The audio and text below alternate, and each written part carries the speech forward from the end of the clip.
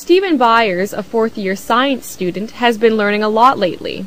But his latest studies aren't limited to just physics and biology. Byers is learning about Islam, a religion he's recently embraced. Like a brief illustrated guide to understanding Islam. About 5 years ago, Byers couldn't have pinpointed what belief system he followed.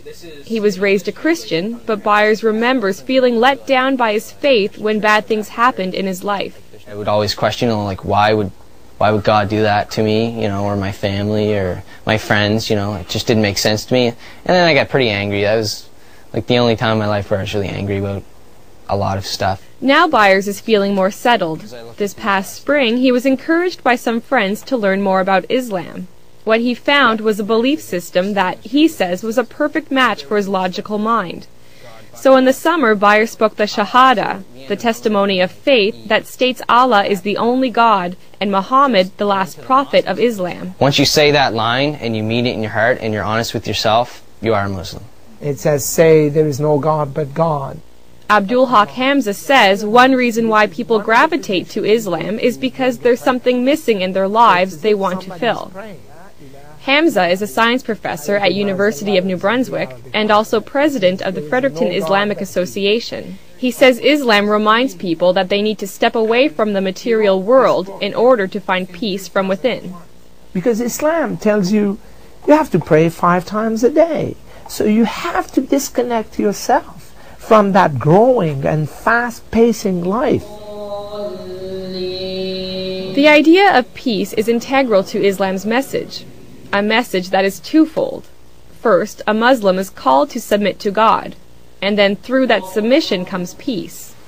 Hamza says the only way to achieve peace outside is to achieve peace inside, through the will of God. It's like a glowing piece of coal. If you look at it when it's not lit, then it's just dark.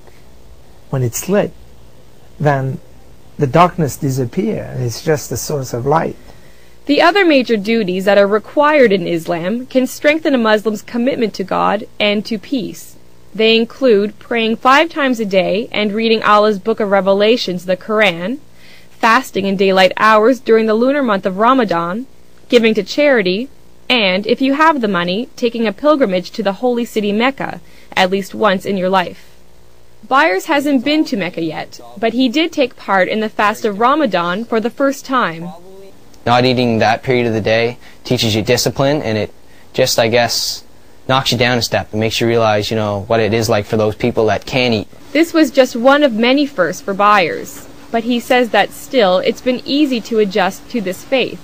That's because he feels the fundamental values of peace, charity, and goodwill were already a part of his character. So just coming into it, I guess, would be just changing from the way I was to knowing that's how I was. Maybe it was more of a coming to understand the way I am. Islam is what is with you all the time. You were born with it. It's in Arabic we call it fitra. It's that which is part of you. They started walking the walk of Islam when they were ready for it. Byers says it's important for people to learn a bit about Islam, even if it's nothing more than to clear away misconceptions that peg Islam as a religion of terror. Byers says if people incorporate the goals and aims of Islam into their lives, like him, they might find some peace they didn't even know they were searching for. Sarah Trainer, CBC News, Fredericton.